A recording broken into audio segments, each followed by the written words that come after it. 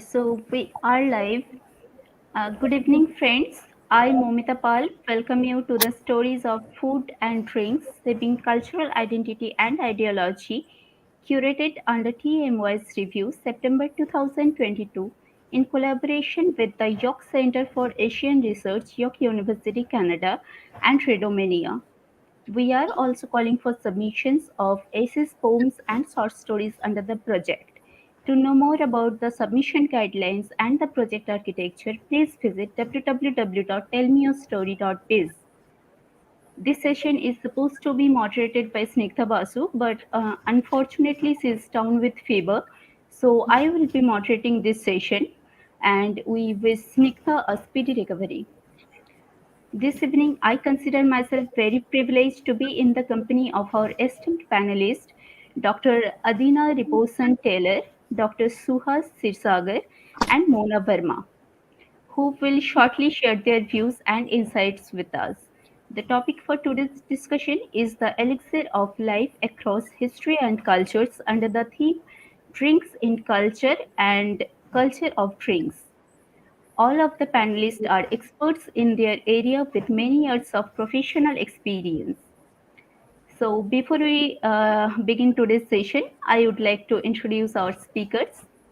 Our first speaker for the session is Dr. Adina Riposan-Taylor. Dr. Adina is the founder of Satya Sadhva Studio and Study Group. Adina is lifetime committed to self-development practice and study such as yoga and meditation, Qigong and Tai Chi, philosophy and contemplative comparative studies in Buddhism, Hinduism, Sivaism, Sufism, Taoism, and Christianity, as well as self-inquiry and transpersonal psychology. She is particularly interested in the impact of these activating and contemplative practices on balancing the human nervous system, establishing the heart mind coherence, the mind and body integrated approach to health and development, and the impact of aging process. We are delighted to have you with us today, ma'am. Thank you for joining. Our second pan Our second speaker for this session is Dr. Suhas Kshirsagar. Dr. Kshirsagar is an internationally recognized leader in the ancient science Ayurvedic medicine, which emphasizes a comprehensive whole body approach to health. More than 15,000 people have benefited from his groundbreaking treatments and programs, from individuals struggling with serious health challenges and chronic conditions to those who simply want to feel better, lose unwanted weight, and gain more energy and peaceful well being. He is one of the few Ayurvedic practitioners in the US who practices medical astrology. Dr. Suhas is a keynote speaker and faculty member at several Ayurvedic institutions worldwide. We are honored to have you with us today, sir. Thank you for joining us today. Our third panelist for the session is Mona Verma. Mona Verma is an award winning author of 8 works of fiction and over a dozen anthologies. She had edited various science journals, self help books, biographies, and specializes as a haiku and a limericks and tanka poet. She is chief coordinator for Flow Fishy Uttarakhand Literature Committee. Her name finds a mention in the Dateline Dehradun as one of the most influential literary figures of Uttarakhand. Recently, she has been listed in the 50 Iconic Authors 2020 category by Aesthetic International. Mona is passionate about Indian classical music, acrylic oil, and charcoal pencil art. Her work is exhibited in the book of Divya Sutras. We welcome you, ma'am. Thank you for joining us today. Thank you very much. So now we open the forum for discussion. First, I would like to call upon Dr. Adina to share her insights with us. Over to you, ma'am. I'm ready to share the screen. Ready to go.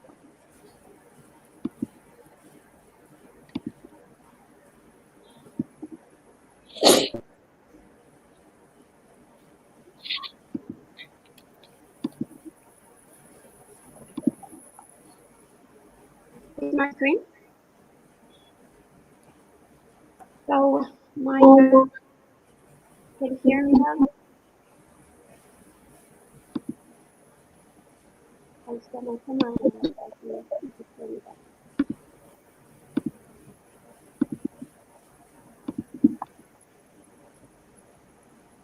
So my goal for this session is going to address not only the of elixir of life that you can find of history and culture, but also a very interesting topic of the transition that happens in most of the traditions, in most of the traditions, we see this transition from the form of the elixir of life that was an ingestible elixir, like a food or a drink supposed to be consumed for attaining immortality, to the inner elixir, which meant turning inwards, like approaching a way to develop the elixir in the body of the person within, and then first, or to discover it in the traditions in which they consider that we already had the elixir, we just had to recover it. And then the relation is reversing the sense of cosmogony, which practically means that the seeker is supposed to trace back the manifestation, the world creation, which is cosmogony, the stages backwards, so that by the end we go back to the source and find the elixir accurate with our inner essence, to our true self, our true nature. So that would be the reverse of cosmogony. But now to start with the concept, the original concept, the forms of the elixir. So the elixir of eternal life and immortality was a mythical alchemical potion that could be made of different forms, the promise of eternal life, immortality, or sometimes only eternal use, so not aging, perfect health and longevity, and in some cases we can also talk about creating life, or even recovering some sort of resurrection in the Egyptian tradition, for example. The purpose of the alchemists over the centuries is to find ways to formulate elixir.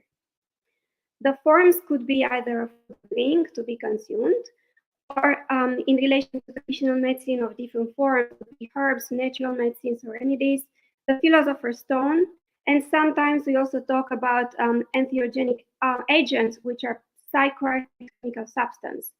In this case, these substances were used in spiritual context, religious, shamanic. Some of them were in addition to the practices, the rituals, some of them were just replacing it. The name of the elixir was first found in the 7th century. So before that, there are a lot of other names. So we can find hundreds of names of the elixir. To just mention a few, Amrita or Amrita, I know my colleague is going to talk about it later. Maharas, the white drops of the liquid gold in Upper Egypt. This was mentioned in the Nag Hammadi text. Soma, sometimes equated with Amrita, but not always. It translates as a god's drink of immortality, used in Vedic ritual drinks. So regardless if this drink produced immortality, in other texts we find it with the effect of energizing or enlightening. And it is also called the moksha medicine. Homa is a version of Soma in Zoroastrian tradition, and then we find Hum, another version of Soma and Homa in the Middle Persian. Golden elixir, very interesting. It's found in the Taoist alchemy tradition. Alchemy, because of the transition of the external alchemy, where the drink was a potion, to the inner alchemy, where the golden elixir was to be developed innerly. The water of life and the fountain of life we find in Christianity, which are related to the Holy Spirit. The philosopher's stone, then the Chintamani, which is the equivalent of the philosopher's stone Buddhist and Hinduism. Ambrosia, nectar, and ichor in the Greek mythology, and the version, the wine of Dionysus. And then a few other names, just to mention a few, we could go on forever, there are like hundreds of them. Now, talk about the evolution that I mentioned. When the elixir was turned inside, or the inner, and it became an inner elixir. That happened during the medieval time, mostly, but it started much earlier. We find mentions of gods and demigods in the elixir agents to start with. So these were deified evolved beings, seekers that were led as gods, demigods upon the success of the quest. And there could be several times historical figures, significant historical figures, as gods, the embodiment of particular qualities, wisdoms, forces of nature, specific energies of Earth and cosmos. However, all of them have a similar profile. This is what I want to talk about. These divine archetypes are linked to either the ingestion of the elixir of life or self-realization. So it's all either based on drinking the elixir or consuming that elixir, or on developing the elixir within. Just a few examples of the gods and demigods. We see ambrosia in the Greek legends that gives the right to the seekers of spirituality to join the gods in Olympus. Then we have the Egyptian god Thoth and Hermes, the god that consume the white drops. Then Taoist and Buddhist, so we have the pillar of immortality that allows them, it's actually granted to them once they are allowed to enter the temple. And then the Vedic legends of warrior god Indra, and our colleague again is probably going to talk about it.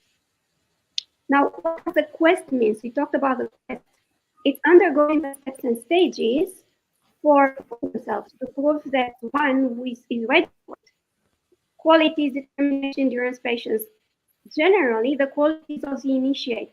We talk about the generic archetype, a kind of archetype across traditions. We always talk about the qualities of the initiate that proves the level of transformation that grants them the privilege and the grace to receive it.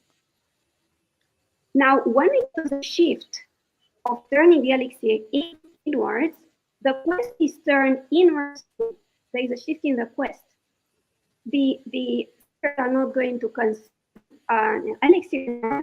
In most traditions, they are going to try to develop that elixir. The pillar of immortality has to be developed as the elixir through persistent practice, healthy lifestyle, right attitude.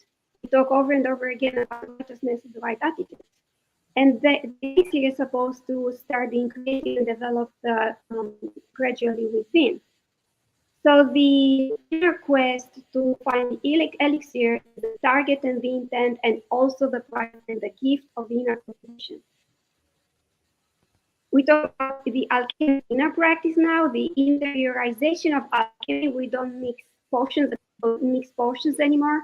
In alchemy practice, they try to mix inner substances and energies to create potions within. We find this translation of the ascending person as an archetype in the Buddhist, Taoist, Greek, Latin cultures, only to mention a few. So this elixir of eternal life that is within is supposed to offer immortality to the seeker of self-realization to reach this realization. We even find the metaphor of the spirit of God. We talk about the elevation of the spirit, elevation of consciousness, enlightenment, heavenly bliss, the truth of eternal being, and finding the most highly refined essence of self runs through nature. Examples of this inner elixir of transformation, I'm only going to briefly mention them. Amrita, this time seen as a substance that could draw from pituitary gland. Then Soma, similarly, Soma generated by the process of kshirsagar that, according to scriptures, could help somebody conquer the death in 15 days. Well, that's what the texts say. Then, very interestingly, Ojas and Tejas, mentioned in Ayurveda medicine. Ojas is a vital nectar of life, the Sanskrit for air, essential nature of the body. That on one hand can be developed through good nutrition and healthy lifestyle, but it could also be developed through transmutation of sexual energy.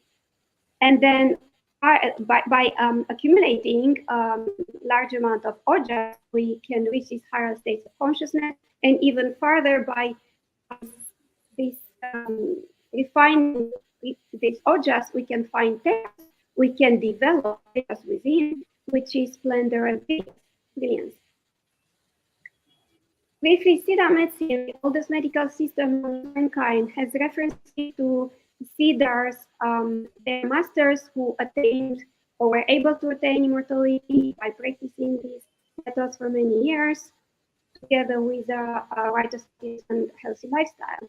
The Taoist alchemy, I wish you had more time for this. Taoist alchemy transitioned from the external the internal Tao alchemy around the 8th century CE. In the external alchemy, they use concoctions based on jade, shanabar, hematite, or gold, drinkable gold, or metals, unfortunately, and many of them were toxic and lethal. And for example, they are known around 5 emperors are presumed to have died because of the elixir poisoning, especially from mercury, including that elixir in lethal dosage. Later on, the external alchemy was dropped or gradually transitioned to internal alchemy when other options for obtaining immortality appeared, also from Buddhism in China. And this incarnation of alchemy led us to find the way of the golden elixir. That means internal elixir. So the practice of Neidan is supposed to develop the elixir within the human being using the ingredients of the human body and the cosmos. And the texts are telling us to innerly nourish ourselves and conceal our light within. The Neidan methods are known. I'm not going to go through these. These are just elements that are used in practice. And just a brief mention of cosmogony, what this reversing of the sense of cosmogony actually means. Returning to the source. We know that initiation itself of the concept actually means returning to the essential origins. The Latin word was the etymologic root of it. Initiare means beginning and origin. And mainly the Taoist Neidan talks about reproducing the cosmic process in reverse order, so that by the time we get to the source, we go back to the source, we find the one breath of nature, the immortal self. So this inversion is the key in the inner Taoist alchemy. Find a state of non-being, emptiness, and the goal is to attain it. And this gold elixir is activated with the elixir of immortality. It's supposed to confer immortality to someone that finds it, transcending the cosmic domain, and return to the oneness. A couple of quotations here. Lao Tse is telling us that if we know our true nature, we practically transcend suffering and sorrow. And Liu Wiming is telling us that we actually have the elixir within. So this was a modern approach of the concept that we already have it, and all we have to do at this point is to recover it. So these are the main topics I wanted to cover in my presentation.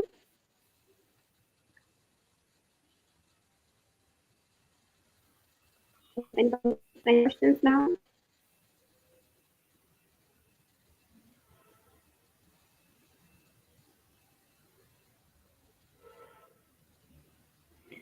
Thank you, ma'am. Thank you very much for your beautiful presentation and insightful observations.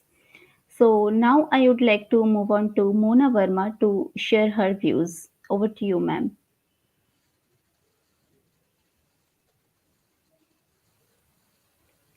Ma'am, you are on mute. You're on mute.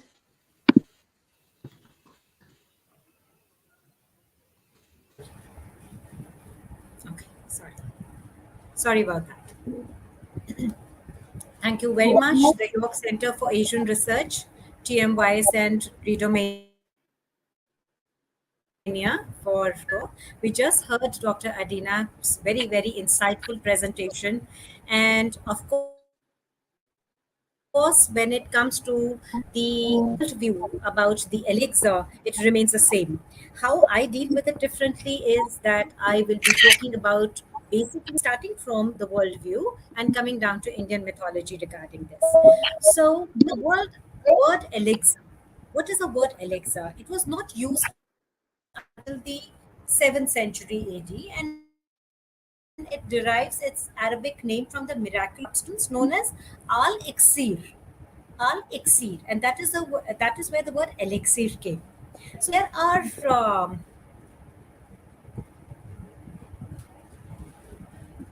no, Adina ma'am, am I muted? No, I am. Everybody can hear me. Yes, ma'am, Can you are everybody? audible. Yes, this is Yeah, just a solo Adina ma'am layout. just. Oh, okay, okay. She thought maybe I was muted. Okay, so there are hundreds of known names for the elixir as Adina said, and found in various cultures and at various times in history, which goes on to explain one very vital fact that this belief, this want of an elixir was popular across many cultures and at all times. So when the Europeans spoke about the philosopher's stone, in Buddhism and Hinduism, there is a stone known as a Chintamani, or the Europeans call it the Sinatra. It's called Chintamani in Hindi. And King Solomon, Alexander the Great, even Akbar were known to be in possession of this Chintamani stone. In Hinduism, one is aware of the Amritras of the Maharas, of the Maharas and the Somras. However, as she just said, in Zoroastrianism that's a word for it. The Persians called it the Abe Hayat, and the fountain of bounty in paradise was the Chashme Kausar. So, and also in India, everybody's heard about the Mansarovar. That's a pool of nectar, or the mind lake, as a holy lake at the foot of Mount Kailash in Tibet. And these are very sacred sites of religion for the Buddhisms, for the Buddhists, for the Hindus, for the Jains, and for the Gauls. So, ambrosia, then in Greek mythology, there's ambrosia. Then there's a word nectar, similar to ambrosia, in the Latinized version of it is the nectar. And etymologically, it means overcoming death. So, not just immortality smoothie it is, some also viewed it as a silver bullet which could cure all that torments us. Now, how did this start? How did this want of elixir, the want of immortality start? So, I guess Dr. Kshirsagar will agree with me that, weight loss and peace is on everybody's wish list, isn't it, Doctor? Everybody's wish list. So, that is where the want for immortality and peace came in. So, alchemists in various ages and cultures sought to formulate the elixir. The concept could have originated in India or China much before it came to the West. Now, speaking of China, as Adina ma'am also just said, in ancient China, many emperors sought the fabled elixir with varying results. In the Qin dynasty, there was a king called Qin Shi Huang who sent many alchemists with many young men and women to the eastern seas to find it, but they never came back. Then Shi Huangdi himself visited with many young men and women to find the elixir, but they also never returned. So ancient Chinese believed that they were consumed, that if they consumed precious substances like liquid gold, jade, cinnabar, hematite, they they would be immortal. But instead of contributing to longevity, these things actually turned out to be toxic, resulting in the alchemic elixir poisoning of all these people. Then comes Europe. Europe, everybody knows about the creation of the philosopher's stone, and the Egyptians also had their blue light, and the Aztecs had their mushrooms. And just like the Somras, these substances were traditionally associated with elaborate rituals there also. But it took whole lot of time and whole lot of knowledge for people to finally understand that whether something like that was also possible or not. There's a very interesting story in Japan. In the 8th century, the man Yoshu, for the waters of rejuvenation, was said to be in the possession of the moon god, who was called as Tsukuyomi, who decided to give this water of rejuvenation to man and the waters of death to the serpents because they were tormenting human beings. Now, however, the person who was entrusted with the responsibility of carrying the pails of the water immortality or rejuvenation down to earth got tired and took a break, and the serpent bathed in this water of life and rendered it completely toxic, poisonous, and hence unusable for human beings.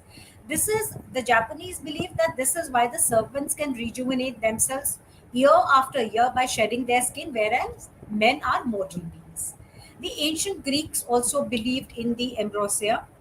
that it comes from the horns of Amalthea, or the fabled foster mother of Zeus, and it is something which is an elixir which is concocted with honey, and it helps to heal all the scars, diseases, and raise people from the dead, and or sometimes even banish death completely. The Christianity, again, immortality comes into play in the story of Garden of Eden. Everybody knows about it. So according to Genesis, the garden contained two trees: the tree of knowledge, which grew the forbidden fruit, and the tree of life. And everybody knows that, Adam and Eve succumbed to the fruit from the tree of knowledge, and we are still paying the price for that. Some people also believe that the Holy Grail was also said to confer immortality. It was said to be the cup of mysterious power and to have held the blood and sweat of Jesus Christ, and also believed that it was the last cup from which Jesus Christ drank at the Last Supper. And it is believed that drinking from this can heal the body, enlighten the soul, and make the drinker's entire life immortal. So, completely holistic approach to immortality. But when it comes to India, the elixir of life has a very great mythological reference. It is called Amrita. The elixir of life is described in Hindu scriptures at various places. Anybody who consumes even the tiniest portion of this Amrita is described to gain immortality. The story goes thus, that Indra, the king of Swarga, was riding on an elephant called Eravat, and he came across the sage Durvasa, who offered him a special garland made of lotus flowers, which Indra accepted and placed it on the trunk of Eravat, the elephant.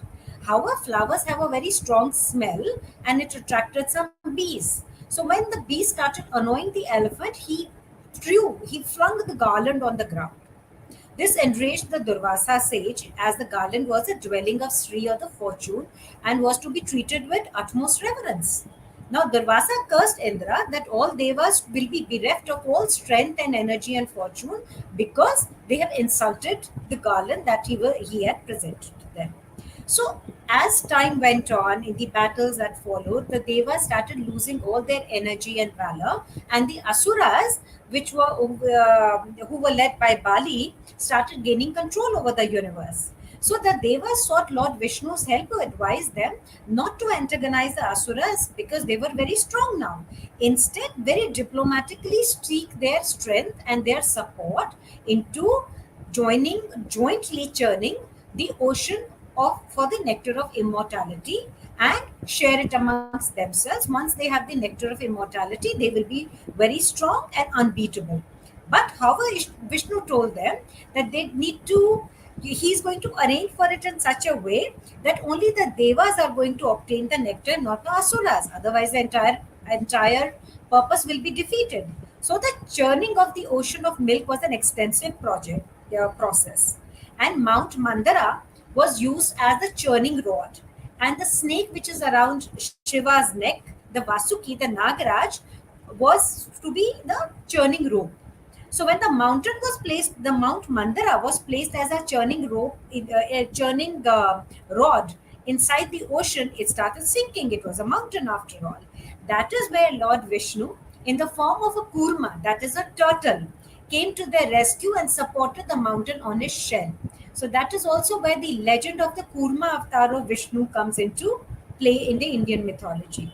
Now, when the Samudra Manthan process took place, it started releasing a number of things. Also, the poison called halal. The asuras were poisoned by the fumes, also emitted by Vasuki. What about the suras? What about the devtas? They were looking out not for the poison, but they were looking for the Amrita. So devas approached Lord Shiva for protection, and Shiva consumed this poison to protect the three worlds, in which process it gave a glue tint to his throat. Hence, he is called the Neelkantha, or the blue-throated one.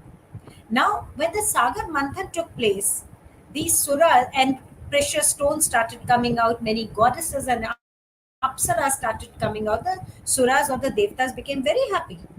There came the Kamdhenu, the great cow. There came the flying horse known as the Ucheshrava.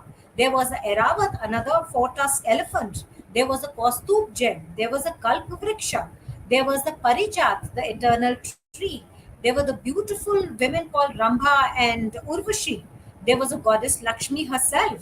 There was a Varuni, or the Sura, or the goddess of wine. There was a Lord Dhanvantari, and then was the Amrita, along with Chandra or the moon, and also Lord Vishnu's conch.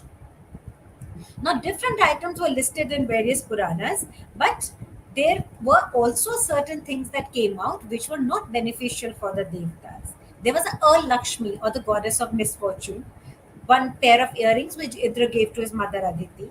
There was a Sharang, a divine bow. There was a mace of Lord Vishnu, and there was also the Chintamani and a divine umbrella which was taken by Varuna. Now, what happened to the Amrita when Dhanvantari, the heavenly physician, he emerged with a pot containing the Amrita, the heavenly nectar of immortality? Fierce fighting ensued between the Devas and the Asuras for it. To protect it from the Asuras, the Garuda also flew away with the pot. And the Devas appealed to Vishnu, who took it in the form of Mohini as a beautiful enchanted damsel to distract the Asuras so that only the Devtas could have it.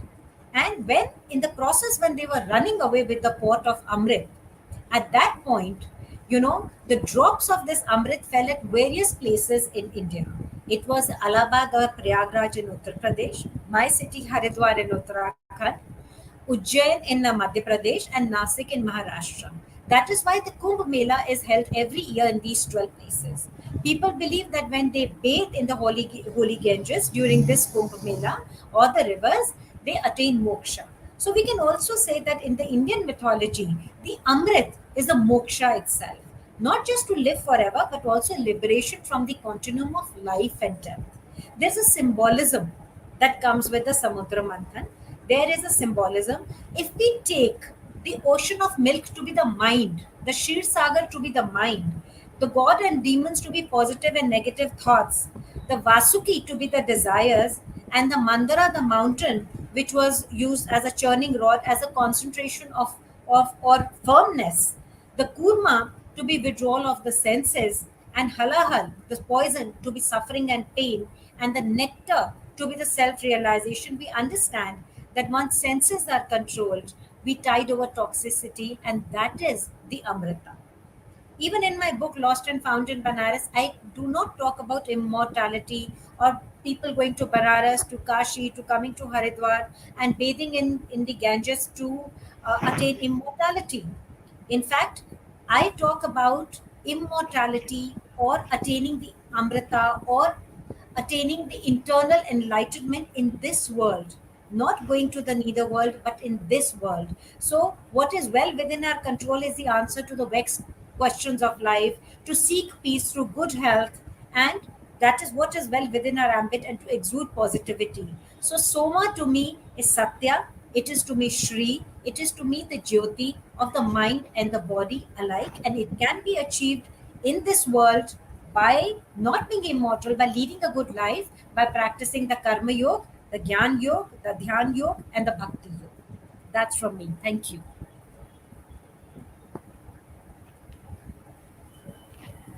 Thank you, ma'am. Thank you very much for such interesting insights. This is indeed very much encouraging. Thank you, ma'am. Thank Now I would now I'd like to invite Dr. Suhas to share his perspectives. Over to you, sir. Thank you. Thank you, Momita, and excellent talk so far by Adina and Mona. I think very well said from different perspective from across the culture, understanding the elixir of life. And what we have heard so far, it just boils down to this understanding that we are all searching for immortality using a material thing. It could be a potion, it could be a drink, it could be an herb, it could be a food, and all the humanity so far has been looking for it. And all across the cultures have been on the quest for immortality. In fact, Ayurveda, as one of the most ancient and most comprehensive system of healthcare that is known to humanity, has a very basic mission statement or motto, as we call it, which is Ayurvedo Amritana, Ayurveda for immortality. which simply means that anything, food, drink, diet, lifestyle, detoxification, purification, rejuvenation, that leads to the awakening that you are never born and never gone, is the true nectar of life. The term Ayurveda has used all along is Rasayana. It's a very interesting term, and I'm sure Mona would agree to this. Is it's all about juice. It's all about water. It's all about the waters of life. It's all about the purification. Whether you look for that water at Chashme Shahi or Manas Sarovar or high altitude or Alps or Sierra, wherever you want to look for those waters, for the waters in the body, is the conversion of the purity and the quality of the water that shapes and forms different liquids in the body. One in the brain, one in the heart, urine, enzymes, hormones, all kinds of fluids that we talk about, digestive fluids, pericardial fluids, cerebrospinal fluids. It's just different names for water. And as we understand that anything that purifies, cleanses that bodies of water in your system, in the form of Amrita, Sudha, Rasayana, Soma, Maharasa, whatever you call it. Even what we heard from Adina today about the terms nectar, something which dispels mortality, or at least creates a realization or awakening to that you're never born and never gone, or to a certain degree, it creates that awakening and elevates that states of consciousness to the degree of self-realization where you realize that you're not a mortal being, but you are the totality, aham brahmasmi as they call it. And every tip and tool that ancient cultures have used, even the word ambrosia has been used, it's divine foods that purify. Even I think Adina would agree that which purifies the flesh.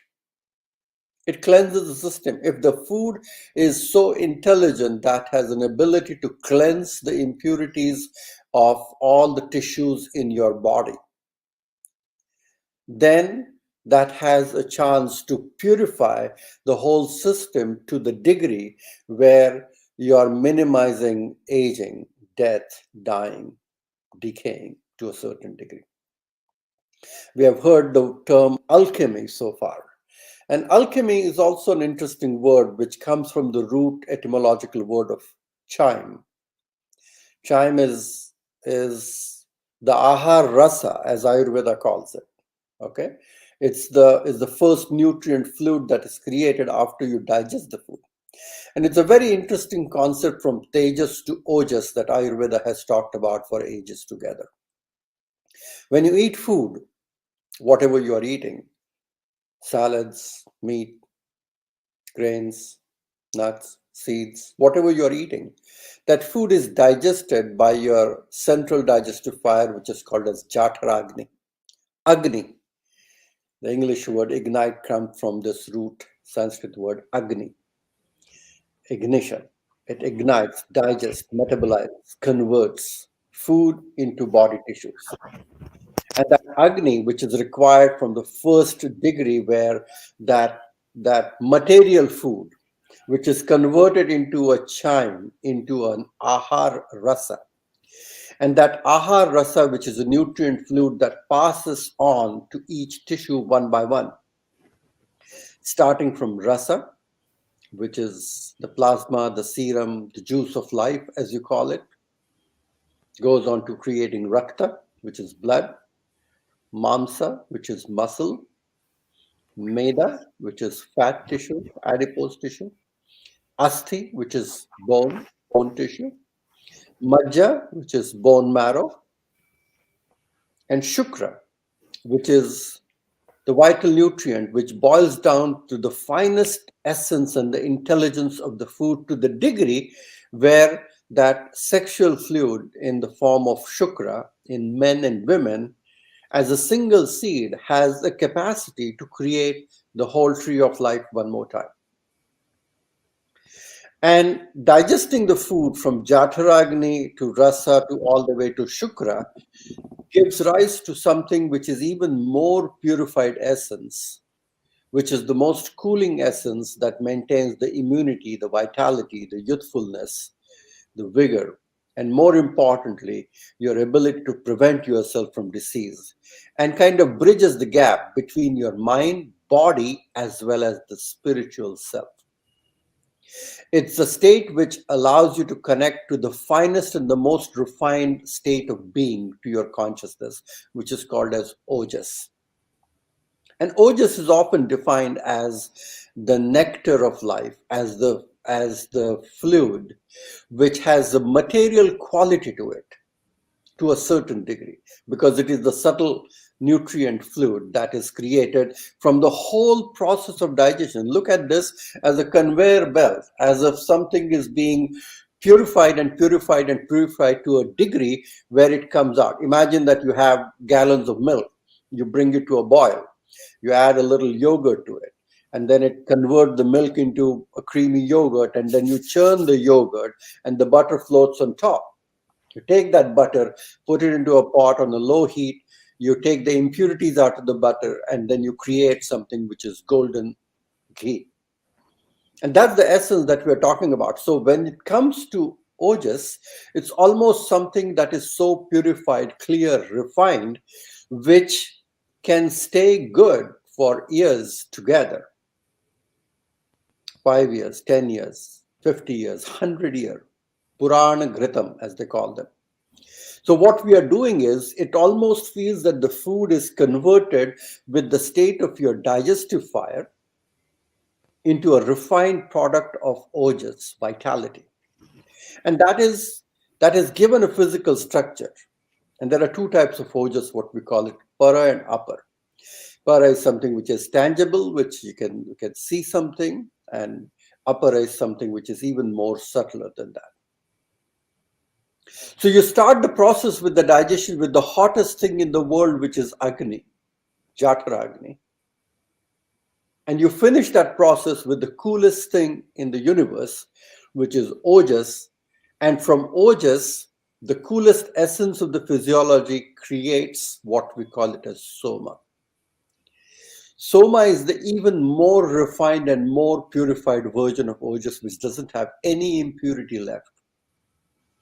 And Soma is often defined as the intelligence that is required to maintain existence at all levels. And what does it mean when we talk about Soma Rasa in Rigveda, that the gods are drinking Soma Rasa, or they're consuming Soma? Soma is moon. Simply the word Soma means moon. So you start the process with sun and you end it with moon. Even the light that we see of moon is actually the light of sun. It's the Agni. Sun is the giver of life, which converts itself into this degree of purification, which is called as Soma. And think about it for a moment. When we talk about alchemy, when we talk about ambrosia, about clear food, when we talk about elixir, something that prevents dryness, okay? Elixir, drying, preventing drying in the system, that restores youthful aging process, reversal of aging, I would say. Dehydration is aging, and rehydration is bringing back youthfulness, vitality. When you become old, it looks stiff, shriveled, wrinkly, hard, dry. That's all aging. And anything you would do to reverse that is the reversal of aging process, softening, moisturization. Everything becomes a little bit more soft, flexible, physically, mentally, emotionally. That softness and gentle quality which brings back is the reversal of aging. And the quest that we have seen in Ayurvedic medicine about Rasayana as a whole science, as an elaborate section in the literature which is devoted to this thing. And one of the main And I don't want to go into technical details about that, but the essence of that is you look at the body. You look at the body as life, as your consciousness interacting with itself. And you use all the material and non-material forms of rasayana in terms of food, diet, and lifestyle, including all the yamas and the niyamas, behavioral rasayanas, slowly to purify your mind, your senses, to create a willpower, to discipline, to purify, cleanse your body, and reach to that degree of that junction where you can consume a very refined, intelligent food that suddenly helps you cross the bridge and helps you attain. You may call it as divinity, you may call it as something else, but it almost transcends the barriers of the physical limitations and the edges and the boundaries of your body. That just helps you tip over the next step, where you attain siddhis. You're able to see way beyond what you can get information from your senses. You're able to transcend, you're able to realize, you're able to delve into a field of knowledge and awareness that is way beyond the limitation. Because the fact of life is, at a quantum mechanical level, you're just cosmic dust moving through galaxies. Whether you are 6 feet under the ground or you're burned and cremated, it's just the recycling of your cellular structures that is recreated in the body itself. And so this ancient concept of finding something which helps us take it is very clearly refined in Ayurveda as Soma Rasayana. And they have given an elaborate technique how to do that. There are herbs which are potent, which are energetically potent, but that doesn't mean you can consume it anytime and it will do the meaning. It simply means that it has to be consumed at a specific time with elaborate preparation, which is the Rasayana therapy or the Soma Rasayana therapy. And even the Soma plant that is so mystical in Ayurveda and worldwide is based upon consciousness interacting with consciousness. If you remember the story of Ramayana, when Hanumana went up to the foothills of Himalaya from Sri Lanka to get Sanjeevani for Lakshmana, he had to really pray for it. He had to really attain that state of purity that you are begging the plant to expose the plant itself, the petals and the flowers, to make it available for him to collect. With their permission, you're collecting that and using that. So it's almost that the consciousness of the plant allows that portion or the nectar quality in that food to be available. Even now, today, when amla is collected, amalaki, which is Emblica officinalis, Indian gooseberry, many of you know this, it's considered one of the premier rasayana. And that rasayana is collected on a full moon called as Tripuri Purnima, okay? Somewhere in November that falls. And that Tripuri Purnima, where the essence of the moon is concentrated and condensed in that fruit. And many of the villagers, as a ritual, gather under the tree, pray, do the homa, and then collect the fruits, because then it is ripe. Without that, you don't get the essence which is there in the fruit. So when the plant creates the essence in the fruit, and collection is easy, but who uses this and how you use this? Because Sushruta Samhita, which is considered to be one of the most ancient literature that exists about health and wellness and medicine, one of the foremost surgeons that we know, actually has a complete section on Soma Rasayana. And that section exists into Chikitsasthana in the 29th chapter, which talks about Swabhavik Vyadhi Pratishedhaniya Adhyay. Swabhavik Vyadhi means by nature, jara, aging, is considered to be a natural disease that happens to everyone. Almost 100% mortality, where everybody is going to die of old age at some point. 100%. And if that is considered to be a swabhavik vyadhi, and if you want to reverse that, aging, death, and transcend that limitations and awareness of who you are and what you want to become, is something where they have talked about these herbs that you have to really go identify and use the potency of these herbs. There are 24 kinds of Soma plant that are described in Charak Samhita. Unfortunately, we cannot identify them, we cannot find them. The description is there in the text. And very poetic name, Anshuman, Chandrama, Rajat Prabha, Gayatri, Tripad Gayatri, Agnishtoma, Karavira, Shvetaksha, Durva Soma. Means it's all the lunar essence, the purity. And you go and prepare the person first. And that is, the preparation is also very elaborate. Is the Trigarbha Kuti that is prepared, where there's a little cottage where you prepare the person for Panchakarma, for purification, with penas, tapas, with a lot of purity, meditation, cleanliness of diet, food, yoga, asana, meditation, and slowly preparing the person with all the elaborate preparation and purifying the body and getting them ready with all the rituals of diet. Because food is what cleanses the flesh, cleanses the tissues, and getting them ready to absorb the purest nutrient in the smallest portion that will transcend the cellular intelligence at every level. That is what is called as Soma Rasayana.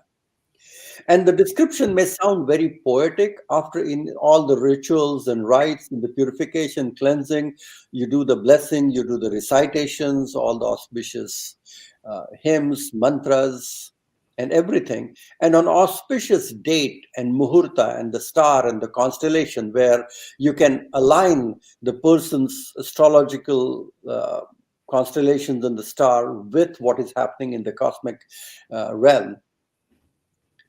And the tuber of the Soma plant has to be punctured with a golden needle, collected into a golden pot, and prepared with ghee and honey, and consumed in a very specific quantity and given to that person. So it's not what is in there, it's what you have created. Alchemy is the conversion that we're talking about. The conversion happens with the purity at that state itself. And the person is able to take, it's almost like a medicine which fits like a lock and key mechanism. And that converts it. And it doesn't really take you or make you immortal, but transcend most of the limitations. How your mind functions, how your senses function, how your body functions. There are physical things that improve. And we see that. Poetically, we often see that. Even the story what Mona was telling was all about kshirsagar, which is my name, isn't it? Kshirsagar, kshir means milk, and sagar means ocean, the churning of the ocean of milk, where all of these things came out. And the conversions of Visha into Amrita is the journey of humanity. Is the conversion of the toxicity and the toxic way of living into something which is pure and clear, into a state of Amrita, is the journey. And that's the very purpose of Ayurveda.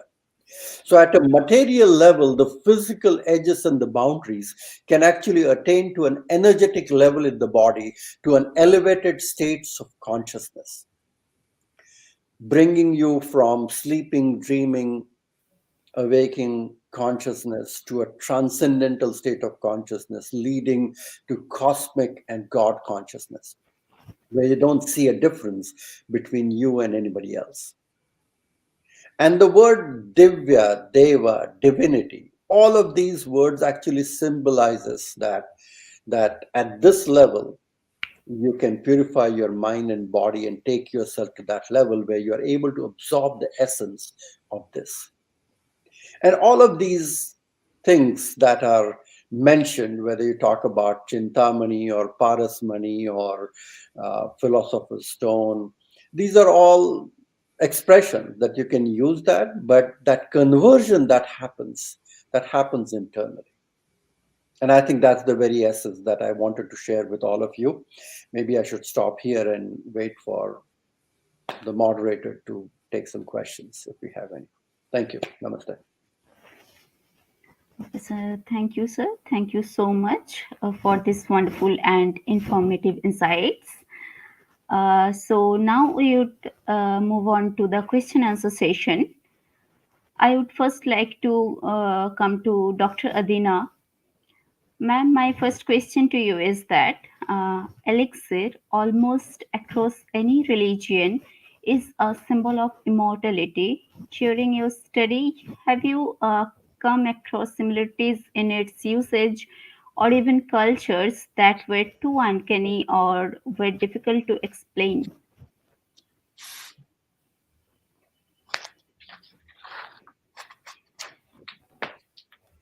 Ma'am, you're on mute.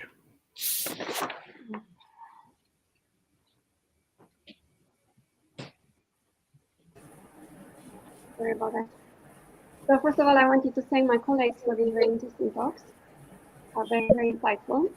And then I'll jump directly to the answer. So of course there are a lot of similarities. And can you hear me? All right. I'm not going to talk about the ingestible elixir because there the similarities are obvious. I'm going to talk about a topic that is more intriguing, and mainly the transmutation and sublimation of sexual energy in yoga and Taoist alchemy. So, both the Vedic and the Taoist traditions, we find pointers are the alchemic tantric practices of sexual energy transmutation, and that is put in the frame of reversing the sense of cosmogony itself. Now, what does that mean? Generically, it is a way of refining the raw vital life force or the essence of the body in order to transform it into superior forms of energy. And that was further developed recently and with us into the emptiness, which is the final purpose. Now, there is a difference between these terms. Briefly, transmutation means transformation of physical matter or substance into a different form of matter, or the transformation of energy. Whereas sublimation apparently means the process of elevation. A transformation of gross energy into a more subtle, more refined form of energy. So in this case, we only talk about energy. Now, when we find this in the alchemic yoga practice, is when we have those methods of gradually elevating energy from chakra to chakra, or directly from a lower chakra to a higher chakra, practically uplifting the entire being from a lower level to a higher level of energy and consciousness. So the ultimate goal of this is to reach one's original pure essence. So we gradually uplift and uplift to reach our original pure essence. And then there is a similar process found in the Taoist inner alchemy. And the relation to the elixir of life comes home here because we ultimately reveal the essence of our being, the true nature of the eternal self, which is actuating the elixir of eternal being. Now, what is very important to mention is that in the Sikh tradition, we talk about brahmacharya, which overall means to Brahman, to absolute reality, the path to follow self-realization. Again, full righteous lifestyle, conscious living, very good nutrition, including fasting in the broader sense. And I must mention that I had a very interesting session in English about fasting. And further on, if you translate brahmacharya's continence, it has the first meaning of avoidance of non-productive expenditure of energy, which means we should use our energy only on activities that are for the attainment of self-realization. And the next step, if it is related to sexuality, continence means non-waste of essence and sexual energy. So the meaning of brahmacharya here, sexual continence, refers to sexual energy transmutation and sublimation into a superior divine sexual energy. It is important to mention that it doesn't mean repressing sexual energy, it means conserving sexual energy. And in case of the sages of the past, they and of the present, the sages practice usually in celibacy, fully dedicated to ascetic lifestyle. and in complete sexual abstinence. But it is possible to practice brahmacharya, also partially or fully along your life, a conscious lovemaking relationship. We recommend conscious. Now, what is important to mention as well is that this discipline cultivates a great power of the sexual essence by channeling it upward. So the power of it increases. In terms of inner alchemy, again, by this concentration elevation of energy, of sexual energy, we can increase naturally, transmute it into ultra, so increase the ultra, the vital nectar of life, and further by confining it to the status. We find mentions about brahmacharya in Patanjali's Yoga Sutras, and then Swami Vivekananda talks about the great potential spiritual powers of this, tremendous energy, the gigantic willpower.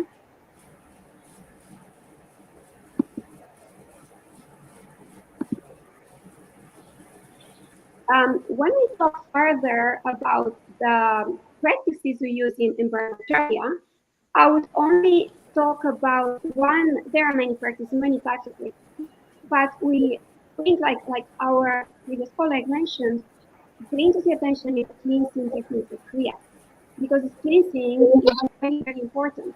And I will only mention here the fundamental practices, which are not the most advanced, but they're fundamental. And I believe that the contemporary yogis are not really approaching them with enough seriousness.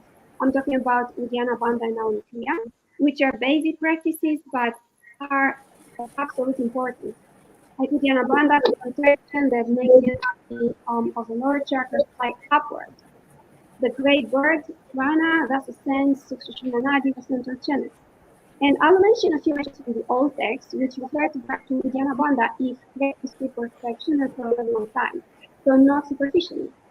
Even so, he is old, the practitioner, he becomes young, he conquers death without doubt. Ayurveda practice. If this is properly practiced, it naturally leads to liberation. Girana Samhita. It is a lion to the elephant of death. He is dying to the water Akasha. Jnana being Upanishad. And finally, he will barely conquer death. There is no doubt about it. Upanishad.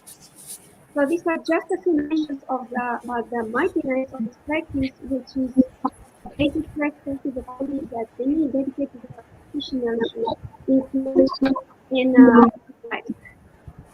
Now, apparently the Taoist inner alchemy, the translation is very short.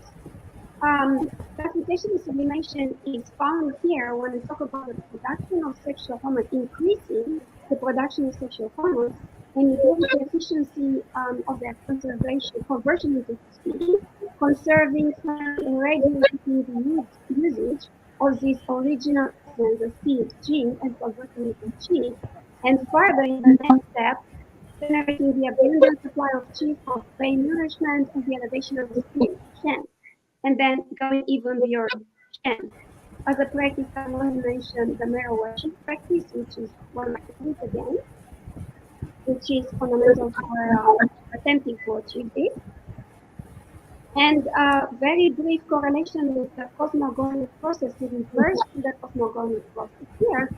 It is inverting the course, practically inverting the course of the creation of the world, which ends the generation of the human being, and going a step backward in order to rediscover or to returning on yourself. So then the practice ends with returning to the emptiness down and finding this good elixir as the original state of being, the eternal self. While following the course of cosmogony, starts from the source, create the mind, and then generate a human being. Inverting the course, the Neidan alchemic practice, we start from the human being, we go the state backwards, and then generate the elixir going back to the source. And I'll finish this answer mentioning that it gives a very good conclusion, which is very interesting, but it gives the answer. The seed blossom of the human body must be concentrating upwards in the empty space, so it is contained in this center. And the overcoming of the world is contained. So with the seed blossom of the human body, the essence, and we have to uplift it and we have to concentrate it in the empty space. And immortality is the same in this context. However, they also say overcoming the world is the same in this sentence. So they critically accurate, they put similarities there, equations there, between overcoming death and overcoming the world. And he finishes the sentence, that is the common goal of our religion. And I do believe that this is a very meaningful answer to what you are looking for. Yes, ma'am. Absolutely. Thank you very much for your wonderful answer. So now I would like to come to Dr. Suhas. So my question to you is that realizing the numerous benefits of Ayurvedic medicines, there has been an exponential growth in its globalization. So what opportunities do you believe it opens up? Over to you, sir. Thank you. Tremendous, tremendous opportunities, because I think what we are realizing is that many herbs, spices, foods contain very powerful qualities that are not found in that easily anywhere else in the world. And it needs the quality of the soil, it needs the quality of the sunlight, it needs the quality of the elemental structure geographically in order to transcend and concentrate the packets of nutrients into it. And so, where things are growing, whether we talk about amylity, whether we talk about ashwagandha, whether we talk about kimchi, all of those things carry the essence of the soil and the essence of Mother Nature in them. And they are loaded with packets of antioxidants, nutrients, estrogens, bioflavonoids, and we can go to dissecting, finding out what is in there that is acting. But it's much more than what is there. And so when we look at these herbs, they are definitely loaded with this. We need to make sure that it is used properly. If not, should be never be used as a magic bullet, I would say, or can be used as is. You need to really respect them and to use them properly in a way. And the globalization need has created a tremendous demand and the need of these foods, including spices, which are also very intelligent.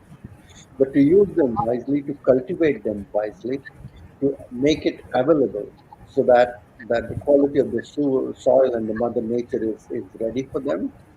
And then the custodian of the user of these herbs is always much more important than just the over-the-counter use of a magic pill. So they have always been treasured by the person who knows about them and uses them wisely, because that's so important.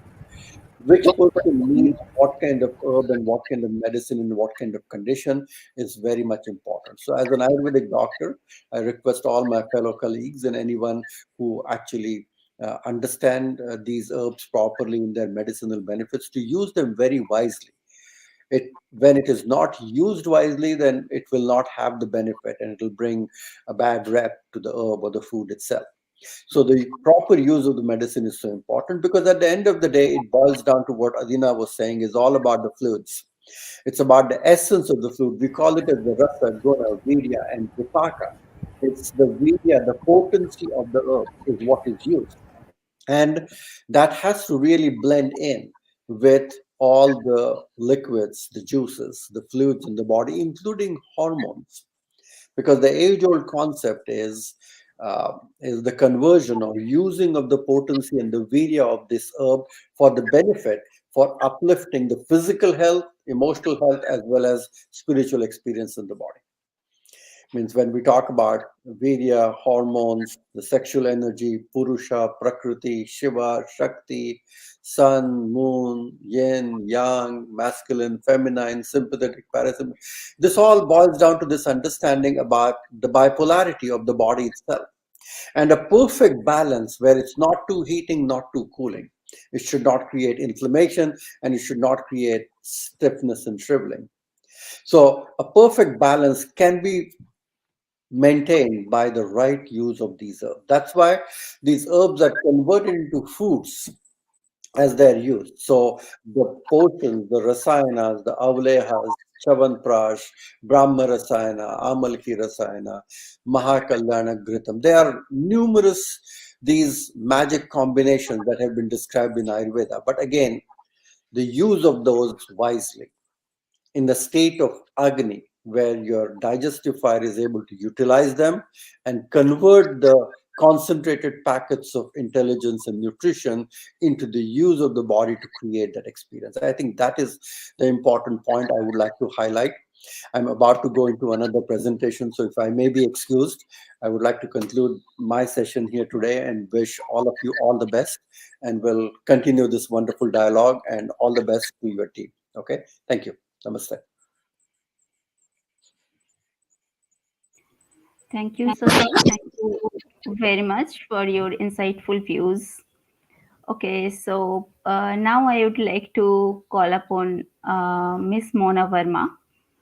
Ma'am, my question to you is that the rite of initiation or taking Amrit is a Sikh ceremony. Can you tell us a little about the ritual and its symbolism? Oh, just a second. My laptop is playing up slightly. Just give me a moment, please. Sure, ma'am. Just give me a moment. My laptop is slightly playing up. Just is going hazy in certain areas.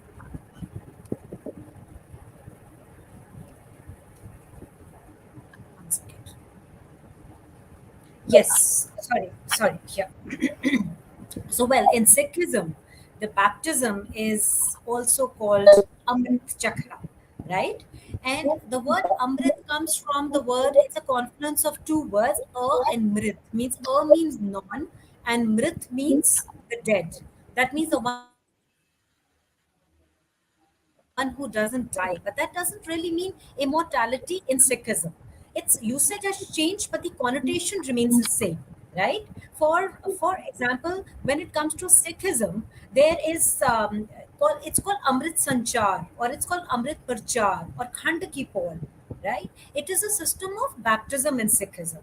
So somewhere in right at the end of the 17th century, there was a ceremony that was performed by Guru Gobind Singh Ji, where he first baptized 5 followers of his faith, and then he himself was baptized by these 5 followers, who were now called the Panch Pyaras. So this is the baptism ceremony, or called the Amrit Chakra. So in Sikhism, the baptized Sikh is also known as the Amrit Dhari. Literally means the Amrit taker, or one who has taken the Amrita. Also in Sikhism, it's a very popular name also, and the holy water that they use for baptism is the holy water is also used in Amrit Sanchar, and this water is known as Amrita. This water is placed in an iron container, like an iron bowl, which is known as a sarb loan, right? And it is a bowl called as a bata, which is filled with clean water and some batashas. The batashas are like sugar cakes, the ones we use on Diwali. They are poured into this bowl. Now, the Panch Pyaras, or the 5 people who are going to be baptized, sit in Veerasan around this particular bowl, and the mixture of this Amrit is stirred with a khanda. That is a double-faced sword. While the Panch Pyaras over there, they recite the 5 Banis. These 5 Banis are the Japji Sahib, the Jap Sahib, the Swanai, the Chopai Sahib, and the Anand Sahib from the Guru Granth Sahib itself and from the Dasam Granth, with full attention and full concentration on the Amrit preparation in this particular bowl. The solution that is prepared after all this is known as the Amrit or the nectar of immortality. They feel putting the sugar into it, and also because they are chanting the hymns from their holy book, it makes it very sacred. So the various ingredients and the aids to the preparation of the holy nectar are symbolic of a few things that are held in highest regard in Sikhism by the Khalsas. The Sarblobata or the iron bowl signifies the strength of the heart and mind. The chanting of the hymns from the 5 Banis, they signify the strong faith and the cohesion in the devotees. The Khanda, or the double-edged, the two-edged sword that they use, it signifies the spirit of valor and bravery in the Sikh community. The Churning of the hymns in Sikhism. Now, 5 handfuls of this Amrit, this water, is given for drinking. 5 handfuls are sprinkled over the hair of the Panch Pyaras, the 5 people who sit, and another 5 are sprinkled into the eyes of the devotees who offer to be initiated into Sikhism or Khalsa.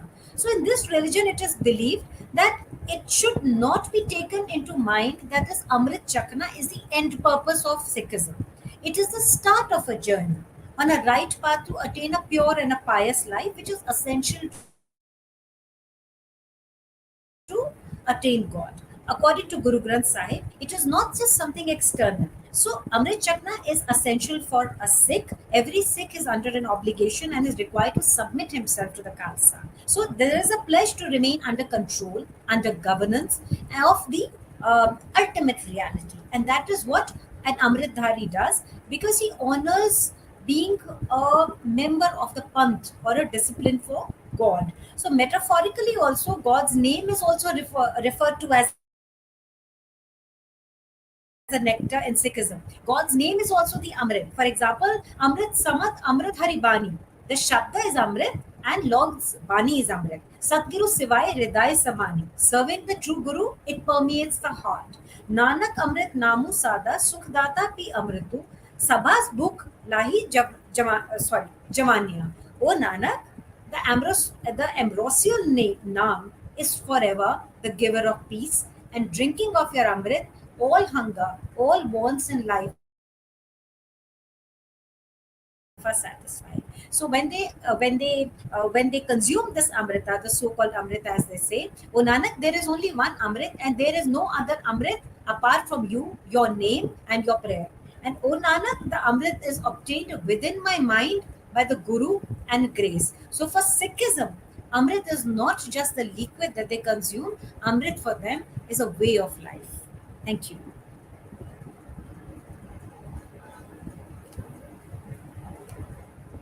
Okay, ma'am. Thank you, ma'am. Thank you so much. This was extremely informative and persuasive talk. With that, we come to an end to today's discussion. I thank each one of you for sharing your knowledge and valuable insights with us. I'm sure our audience had a wonderful time and have learned a lot as well. We are grateful to you all for taking out time from your extremely busy schedules and for being a part of this discussion. It was an absolute pleasure to have been in your company this evening. This is to remind that we are calling for submissions on food and drink, and the details of which can be viewed on www.tellmeyourstory.biz. Good night, everyone. Thank you. Thank you, Momita, and thank you, Dr. Adina.